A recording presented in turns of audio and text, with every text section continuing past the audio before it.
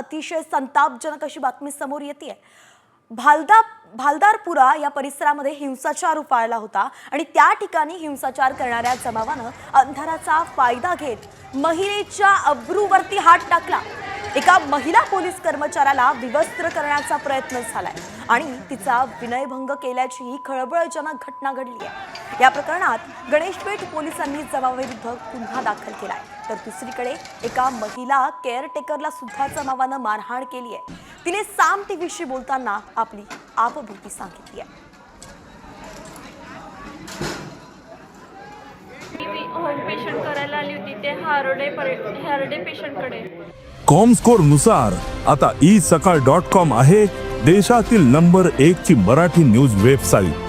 प्रत्येक अपडेटसाठी isakal.com ला नक्की भेट द्या।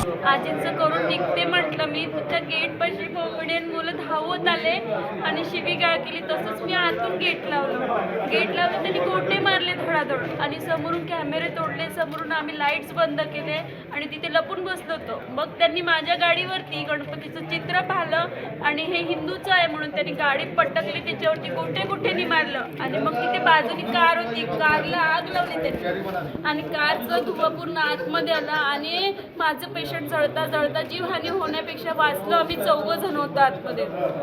जमावाने अंधाराचा फायदा घेत महिला पोलीस कर्मचारी आहेत त्यांचा विनयभंग करण्याचा प्रयत्न केला, त्यांची वर्दी घेतण्यात आली। या संदर्भातील तक्रारी देखील आता नोंद करण्यात आली आहे। तसं कुठं काय घडलं असेल तर नक्कीच त्या बाबतीत खोलात जाण्याची जरूरत आहे। महिला कुठलीही असू द्या, वर्दीतली असू द्या, सामान्य असू द्या, गृहिणी असू द्या, मान सन्मान त्या ठिकाणी ठेवला गेला पाहिजे।